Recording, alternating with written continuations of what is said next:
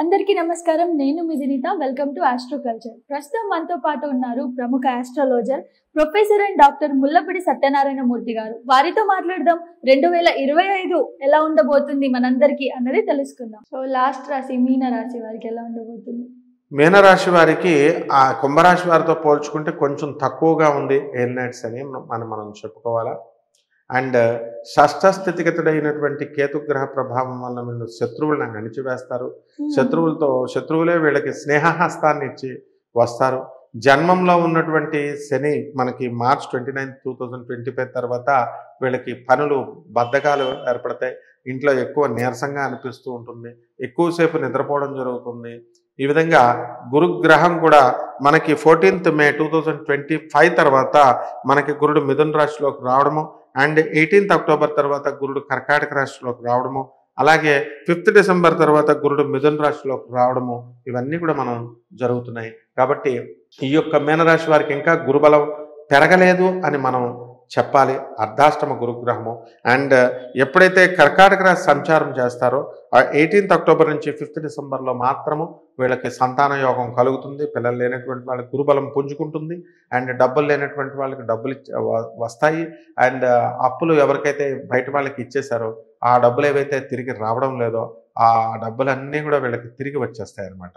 ఈ విధంగా సంతానం లేనటువంటి వాళ్ళకి సంతానమే కాకుండా వివాహాలు కలగనటువంటి వాళ్ళందరికీ కూడా ఈ 18th October నుంచి 5th December మధ్య టైంలో వీళ్ళకి రావడం అనేటటువంటిది జరుగుతాయి. పెళ్ళిళ్ళు కానటువంటి వాళ్ళకి పెళ్ళిళ్ళు అవుతాయి. స్థలాలు లేనటువంటి వాళ్ళు స్థలాలు కొంటారు. ఇళ్ళు లేనటువంటి వాళ్ళు ఇళ్ళు కొంటారు.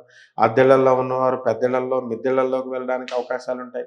ఆ విధంగా సంతానము కీర్తి ప్రతిష్టలు. ఇప్పుడు అసలే ప్రతి ఒక్కరికి కూడా నీట్ ఎగ్జామ్స్, JEE ఎగ్జామ్స్, మా పిల్లలకి సీట్లు రావాలని అనుకునేటటువంటి వాళ్ళందరికీ కూడా వీళ్ళకి కూడా సీట్లు రావడానికి అవకాశాలు ఉన్నాయి.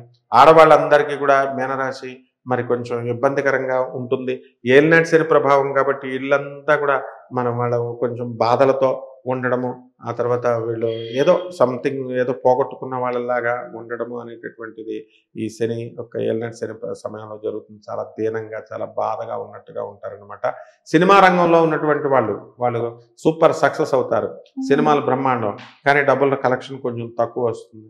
బంధుమిత్రులు విందు వినోద కార్యక్రమాల్లో పార్టీలతో బిజీగా ఉంటారు. ఆ తర్వాత సినీ సంగీత సాహిత్య రంగాలలో ఉన్నటువంటి వీళ్ళకి సన్మానాలు ఇవన్నీ కూడా జరుగుతాయి. అలాగే చక్కగా ఏది అనుకుంటే అది సూపర్ సక్సెస్గా వీళ్ళు ముందుకు వెళ్ళడం అనేటటువంటిది జరుగుతుందమ్మా.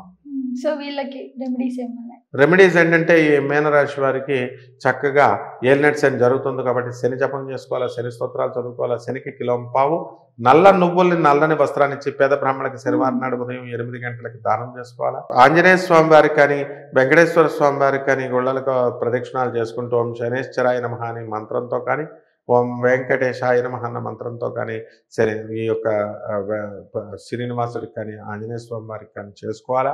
అలాగే నవగ్రహ దేవాలయాల చుట్టూ తిరుగుతూ చక్కగా ఆ శనీశ్వరుడి పైన ఓం శనేశ్వరాయ నమః అంటున్న నువ్వుల నూనె కనుక వేసుకోవాలా.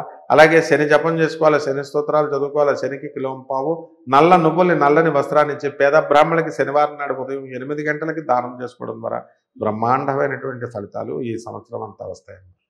ఓకే, ధన్యవాదాలు. ధన్యవాదాలమ్మా.